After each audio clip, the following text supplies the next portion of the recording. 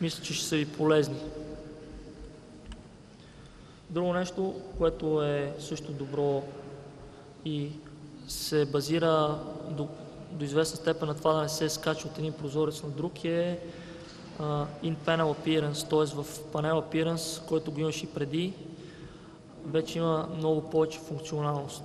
Това, което виждате тук, ще отидем на едната от дупките от куршум и като избереме, вече всичките ефекти, строк, филове се появяват в тази палитра.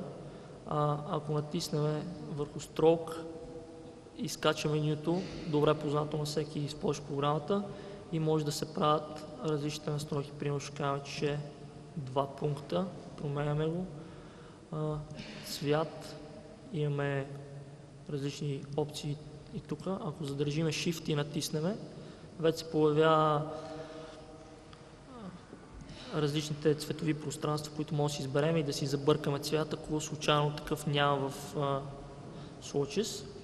Друго интересно нещо е опцията да се включват и изключват различните ефекти. Това ни позволява две неща. Едното е съответно да експериментираме как ще изглежда определен ефект на обект, който редактираме. И другото е, че ако имаме много сложни илюстрации с много ефекти и компютъра ни почне да изнемогва, спирането на или затваряне на очичките ще подобри доста производителността. Т.е. ние може да продължим да си имаме тези ефекти в файла, да ги спреме за момент, да свършим другата работа и точно когато вече знаем, че сме готови да запазим или ще разпечатваме нещо, включваме всичко и го разпечатваме. В Flyout менюто има различни опции, като примерно Reduce to Basic Appearance, което всъщност си изчисти пък всичките ефекти, които имаме. Включваме ги и ако изберем пък Rainbow, горе в менюто имаме опция да селектираме обекти с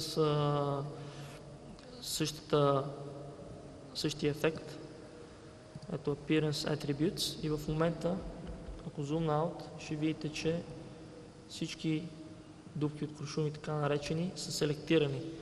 Директно натискаме на ефекта, който е поставен на тях и с едно завъртане и включване на превюто ефекта се отразява върху всички обекти. Това ще е доста полезно и спестява още веднъж време и дава свобода да си редактирате и да правите различни експерименти.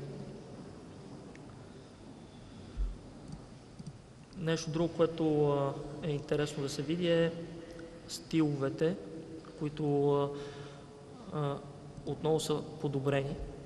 Нека кажем, че имаме в случая тези текстове тук и Уенди Картер, за съжаление, изпаднала от списъка с имена и си седи червена. Ще вземем този обект и ще го сложим в график стиловете, за да си запазим начина, по който изглежда. Разликата в случая е, че ако натиснем Ctrl или десния бутон на мишката за Windows и задържим на някои от символите, вече има това превю. Но нещо по-интересно е, че в случая добавяме Уенди Картер и прилагаме този стил. До сегашните версии, ако избера някакъв друг стил, предишните настройки отпадат. В смисъл, те се изтриват. Но от тази версия CS4, ако натиснем Shift и Option и някакъв друг стил, тези допълнителни настройки се добавят към обект. Ако върнем към Appearance, ще видите строка е червен, фила е бял, а отдолу вече има нещата, които натиснахме преди малко в този стил от Solid. Тоест текстът е подъгъл, но цветовете са му други. Това мисля, че е доста полезно в случаите, когато искаме да постигнем допълнителни ефекти или комбинацията от няколко ефекта, които пък след това искаме да запазиме и те да бъдат приложени на трети обекти.